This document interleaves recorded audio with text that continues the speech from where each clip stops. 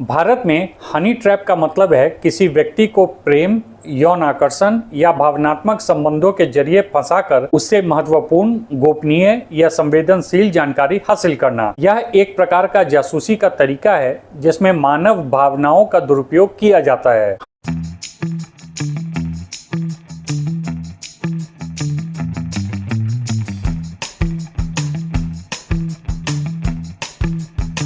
Honey trap की रणनीति पुरानी है, लेकिन आधुनिक तकनीक और सोशल मीडिया के सहायता से इसका रूप अब और भी खतरनाक हो गया है। भारत में यह शब्द अक्सर तब सुर्खियों में आता है जब किसी सरकारी अधिकारी, सैन्यकर्मी या वैज्ञानिक को किसी महिला एजेंट या अज्ञात प्रेमिका द्वारा फंसाकर उससे गोपनीय जानकारी प्राप्त की जाती है और फिर उसे विदेशी खुफिया एजेंसियों या दुश्मन देशों को सौंप दिया जाता है। विशेष रूप से भारत और पाकिस्तान के बीच लंबे समय से चली आ रही जासूसी गतिविधियों के कारण हनी ट्रैप एक आम हथियार बन चुका है। पिछले वीडियो में मैंने आपको जानकारी दी थी कि कैसे एक युवा इंजीनियर जो भारतीय नौसेना से जुड़ा था, सोशल मीडिया के जरिए एक महिला ने प्रेम जाल में फंसाया और फिर उससे भारतीय नौसेना के युद्धपोतों की स्थिति से जुड़ी गोपनीय जानकारी हासिल की। इस महिला का संबंध पाकिस्तान से था और उसने भारत की सुरक्षा को खतरे में डालने वाली सूचनाएं हासिल की थी। यह मामला सुरक्षा एजेंसियों के लिए एक चेतावनी साबित हुआ कि अब दुश्मन केवल सीमाओं पर नहीं बल्कि ऑनलाइन प्लेटफॉर्म्स के जरिए भी हमला कर रहा है। बहरहाल हनी ट्रैप को अंजाम देने वाले व्यक्ति आमतौर पर सोशल मीडिया जैसे प्लेटफॉर्म का इस्तेमाल करते हैं, जैसे कि Facebook, Instagram, WhatsApp, Telegram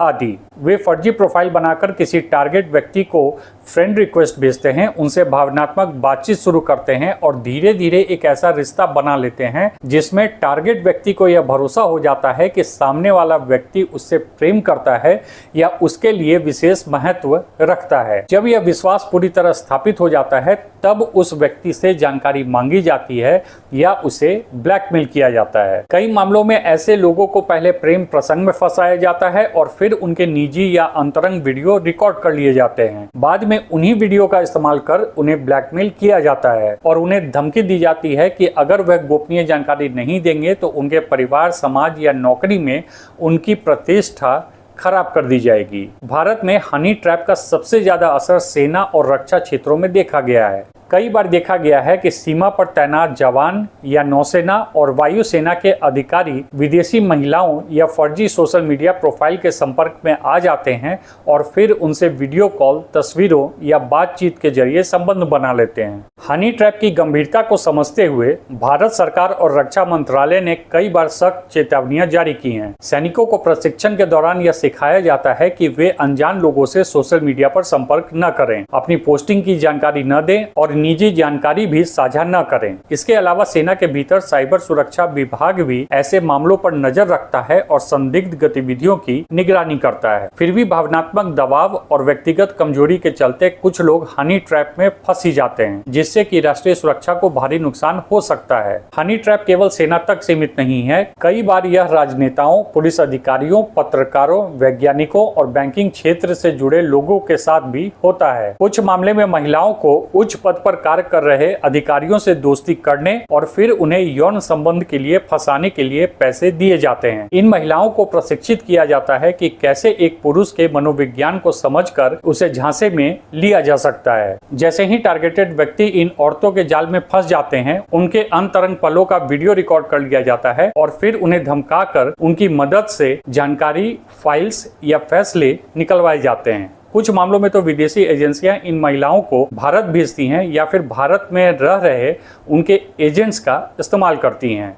Bharat में हनी ट्रैप से निपटने के लिए कानूनी प्रावधान भी मौजूद हैं। यदि कोई व्यक्ति जानबूझकर या धोखे से किसी दुश्मन देश को गोपनीय जानकारी देता है तो उस पर भारतीय न्याय संहिता और आधिकारिक गोपनीयता अधिनियम के अंतर्गत मुकदमा चलाया जा सकता है। इन धाराओं के अंतर्गत उम्र कैद से लेकर मृत्यु दंड तक की सजा दी जा सकती है। इसके अलावा यदि किसी महिला ने ब्लैकमेल कर गोपनीय जानकारी प्राप्त की है तो उस पर इंफॉर्मेशन टेक्नोलॉजी एक्ट के तहत भी कार्रवाई की जा सकती है। हालांकि कई बार आरोपी व्यक्ति यह तर्क देता है कि वह प्रेम में फंस गया था या उसे ब्लैकमेल किया गया था, लेकिन कानून इस तर्क को तभी मान्यता देता है जब आरोपी स्वेच्छा से आगे आकर अपना अपराध स्वीकार करे और सबूत उपलब्ध करवाए। हनी ट्रैप के मामले में एक और रोचक बात यह है कि इसमें अक्सर आरोपी व्यक्ति को यह तक नहीं पता होता कि वह जिस महिला से बात कर रहा है वह असल में है भी या नहीं। कई बार लड़कियों की फर्जी प्रोफाइल किसी पाकिस्तानी पुरुष एजेंट द्वारा चलाई जाती है, जो महिला की तस्वीरें लेकर उससे एक अलग पहचान बना लेता है और फिर भारतीय अधिकारियों को फंसाने का काम करता है। इस तरह के साइबर जाल में फंसने से बचने के लिए साइबर सुरक्षा की शिक्षा